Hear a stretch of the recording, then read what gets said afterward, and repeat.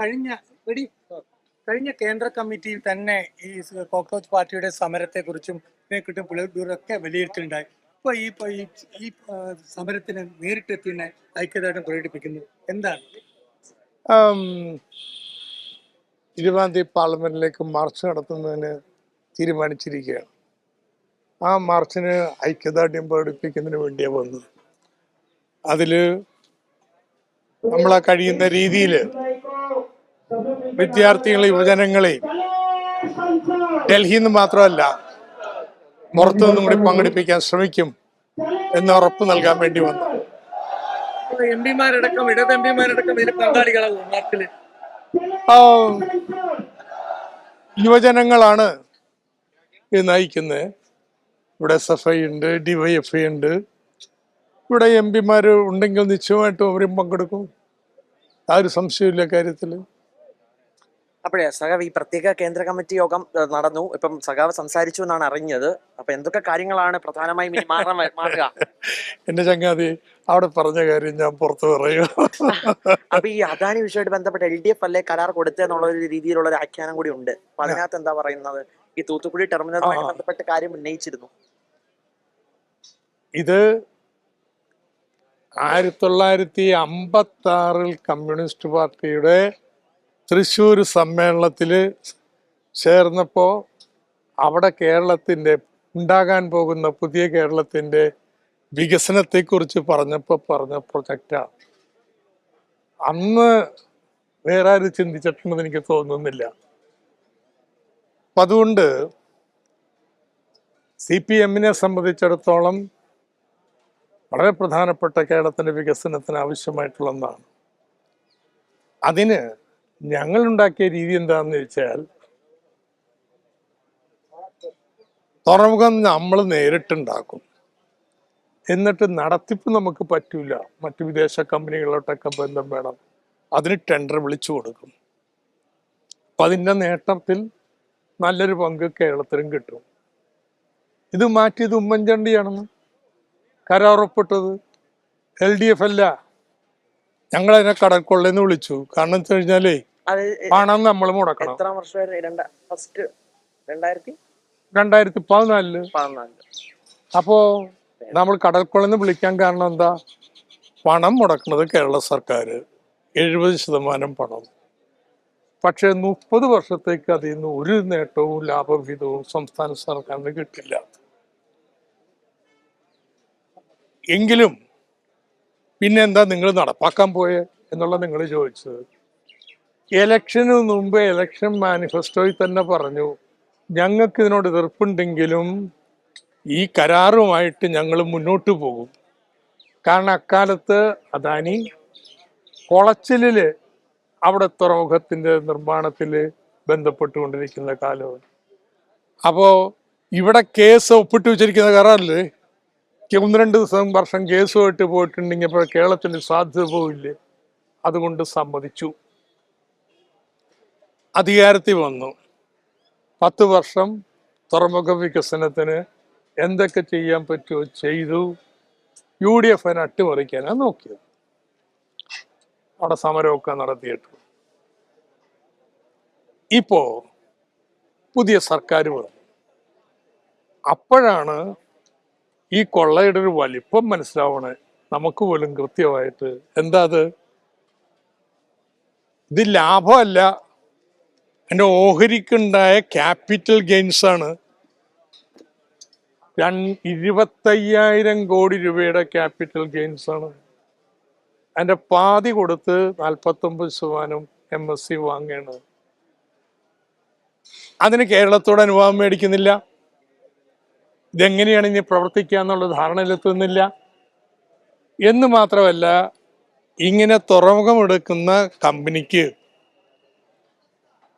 ഒരു 250 കിലോമീറ്റർ ചുറ്റളവിനുള്ളിൽ വേറെ ഒരു തുറമുഖത്തിൽ നിർണായകമായിട്ടുള്ള പങ്ക് പാടില്ല എന്നും കരാറി വ്യവസ്ഥയുണ്ട്. MSC കമ്പനിക്ക് തൂത്തുക്കുടി പോർട്ടിലുണ്ട്. ഒരു ടെർമിനൽ തന്നെ അവരുടേതാണ്. അപ്പൊ ഇതൊന്നും ചർച്ച ചെയ്യാതെ അവരങ്ങ് പ്രഖ്യാപിക്കുകയാണ്, ഞങ്ങള് പകുതി ഷെയർ 49% ഷെയർ മറിച്ചു കൊടുക്കാൻ പോയണമെന്ന്. ഇതെങ്ങനെ അംഗീകരിക്കാൻ പറ്റും? അപ്പോൾ ഇന്ന് മനോരമയിലെ ചില വിദ്വാന്മാർ ചന്ദ്രശേഖരൻ സാറും മോഹൻദാസും എല്ലാം എഴുതിക്കണ്ട് കേരളം എത്ര മുടക്കിയാലും എന്ത് ചെയ്താലും കുഴപ്പമില്ലാതെ. എന്താ ഇവരീ പറയണേ?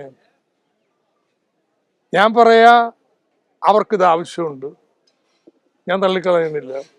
MSC കമ്പനി വരണം, ഓക്കെ, റീനെഗോഷിയേറ്റ് ചെയ്യുന്നു, ചർച്ച ചെയ്യ് കേരള സർക്കാരുമായിട്ട്. കേരളത്തിന് താല്പര്യം സംരക്ഷിക്കാൻ വേണ്ടിയിട്ട് ഇത്രയും വലിയ ലാഭം കിട്ടില്ല, അന്ന് ആരും ചിന്തിച്ചിട്ടില്ല കേട്ടോ.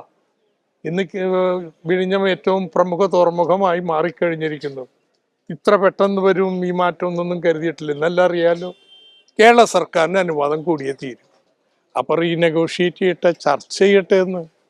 അല്ല, ഈ മുഖ്യമന്ത്രി ഇതിൽ ഒളിച്ചു കളിക്കുന്നു തോന്നലുണ്ടോ? അതെനിക്ക് ശക്തമായ തോന്നൽ അങ്ങനെയുണ്ട്. കാരണം എന്താണെന്ന് വെച്ച് കഴിഞ്ഞാൽ ഇതുവരെ അദ്ദേഹം എന്തിനാ മംഗലാപുരത്ത് പോയിട്ട് ചാർട്ടേഡ് ഫ്ലൈറ്റിൽ പോയി ഇവരോട് ചർച്ച നടത്തിയെന്ന് ഇതുവരെ പറഞ്ഞിട്ടില്ല. ആകെ പറഞ്ഞത് ആര്യണ മുഹമ്മദിന്റെ ഒരു ബന്ധുവിനെ കാണാൻ വേണ്ടി പോയത്. അതല്ല തമാശ. ചർച്ച നടത്തിയല്ലേ ഇവരോടായിട്ടാണ്. അപ്പോഴും എനിക്ക് ആദ്യം അത് അത്ര പിടികിട്ടിയില്ല.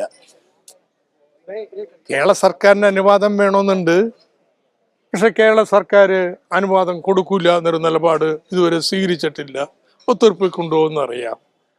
എനിക്കിപ്പോഴാണ് ബോധ്യമായത് VD സതീശൻ കേരള മുഖ്യമന്ത്രി പറയേണ്ട കാര്യം തൂത്തുക്കുടി പോർട്ടിലെ MSC കമ്പനിയുടെ അവിടുത്തെ ഉടമസ്ഥത, ഒരു ടെർമിനലിന്റെ ഉടമസ്ഥ അവർക്കാണ്.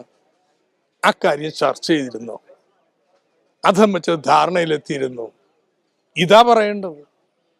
ഇത് വ്യക്തമായിട്ട് പറയാൻ എന്താ തടസ്സം മുഖ്യമന്ത്രിക്ക്? Yes or no?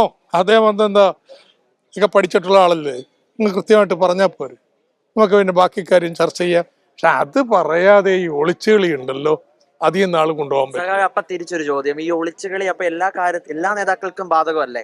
പെരുമാറ്റത്തിലും എല്ലാവർക്കും ബാധകമല്ലേ? എല്ലാ കക്ഷികൾക്കും ബാധകമല്ലേ? പിന്നെ എല്ലാ കക്ഷികൾക്കും ബാധകമാണ്.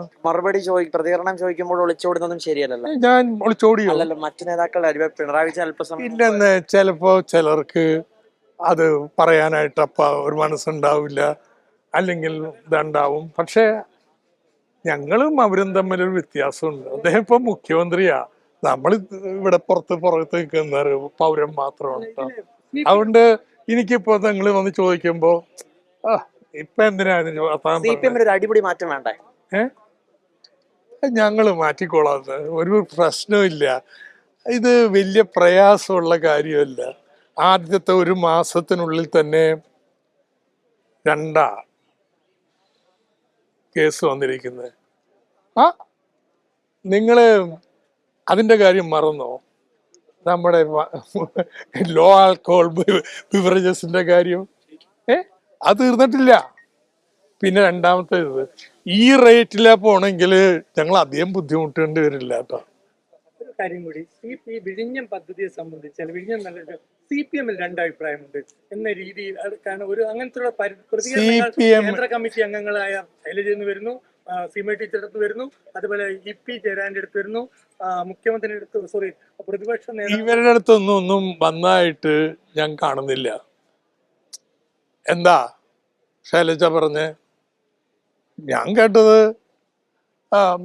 ഇദ്ദേഹത്തെ മാറ്റിയത് ഒരു ഭരണം മാറുമ്പോൾ സർക്കാരിന് പറയാനുള്ള ഇത് വല്ല നയപരമായ പ്രശ്നമാണെന്നോ തർക്കം? ഇതൊരു പെർസെപ്ഷന്റെ പ്രശ്നമല്ലേ? അല്ല, നയപരമായ രാഷ്ട്രീയ കാര്യമൊന്നുമല്ലോ ഭിന്നിപ്പുണ്ടാക്കി കൊണ്ടുപോകാനായിട്ട്. പറയണ രീതിയിൽ വ്യത്യാസം ഉണ്ടാവും. അപ്പോ ഞാനും പറഞ്ഞില്ലേ, വിഴിഞ്ഞം കേരളത്തെ സംബന്ധിച്ചിടത്തോളം പരമപ്രധാനമാണെന്ന്. നിങ്ങളത് മാത്രം എടുത്തിട്ട് പരമപ്രധാനം ഇതിന്റെ സൂചന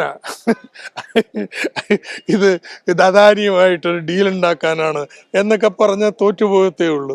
അതുകൊണ്ട് ഇതൊന്നും വലിയ ഗൗരവമായ നയപരമായ രാഷ്ട്രീയ പ്രശ്നങ്ങളല്ല ഞങ്ങളുടെ മുമ്പിലുള്ളത്. എന്തെങ്കിലും ഊന്നൽ വ്യത്യാസം ഉണ്ടെങ്കിൽ അത് തറന്നോളാം. പക്ഷെ ഞാൻ ഈ പറഞ്ഞത് തന്നെ പാർട്ടിയുടെ നയം. കോൺഗ്രസിൽ ഇതുമായി ബന്ധപ്പെട്ട് 2 അഭിപ്രായമുണ്ട് എന്നുള്ളത്. പ്രത്യേകിച്ച് ശശി തരൂരൊക്കെ ഇതിനെ സ്വാഗതം ചെയ്യുകയും അതേസമയം KC വേണുഗോപാൽ അടക്കമുള്ള നേതാക്കൾ BJP ആണോ അല്ലെങ്കിൽ അദാനി സൂപ്പർ പവർ ആണോ കേരളത്തിൽ എന്നുള്ള തരത്തിലുള്ള ഒരു പ്രതികരണത്തിലേക്ക് കഴിഞ്ഞ ദിവസം എത്തിയത്? നിങ്ങൾ രാഹുൽ ഗാന്ധി, നിങ്ങൾ ഡൽഹിക്കാരല്ലേ, രാഹുൽ ഗാന്ധിയോട് എന്നെ ചോദിക്കണം. അദ്ദേഹമല്ലേ ഈ അദാനിയെ കൊണ്ടുവന്നത് പിണറായി വിജയനാണെന്ന് പറഞ്ഞത്? അത് തെറ്റിദ്ധരിച്ച് പറഞ്ഞ അത്രക്ക് ദേഷ്യം അദാനിയോടുണ്ട് അദ്ദേഹത്തിന്. അത് കാരണമുണ്ട്, അതിന് ന്യായമാണ്. അതുകൊണ്ട് ഒന്ന് ചോദിക്കും, ഈ കേരളത്തിന്റെ മുഖ്യമന്ത്രിയുടെ അതായ അഭിപ്രായമാണോ രാഹുൽ ഗാന്ധിക്കുള്ളതെന്ന് ചോദിച്ചു നോക്കുമ്പോൾ കൃത്യമാവും. ഇനി അദ്ദേഹത്തെ കിട്ടിയില്ലെങ്കിൽ KC വേണുഗോപാലിനോട് ചോദിക്കൂ. ഇത് UDF ചർച്ച ചെയ്തു എന്ന് ചോദിക്കൂ. എന്താണ് നിലപാടെന്ന് ചോദിക്കും. സഹാബ് പറഞ്ഞ ചുരുക്കി കൂടി പറഞ്ഞ CPM ഇതല്ല, അഭിപ്രായ വ്യത്യാസം കോൺഗ്രസിലാണ്. ഈ ഒരു സംശയമുണ്ടോ കാര്യത്തില്? അഭിപ്രായ വ്യത്യാസം താഴത്തല്ല, അങ്ങ് മുകളിലാണ്. രാഹുൽ ഗാന്ധിക്കാണ് അഭിപ്രായ വ്യത്യാസം.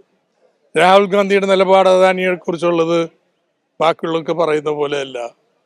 അപ്പോ എന്തു വന്നാലും ഇതിങ്ങ് പോന്നോട്ടെ എന്നൊക്കെ പറയുന്ന നിലപാടുകൾ കോൺഗ്രസിൻ്റെതാണോ എന്ന് കോൺഗ്രസ് ഹൈക്കമാൻഡിനോട് തന്നെ ചോദിക്കും.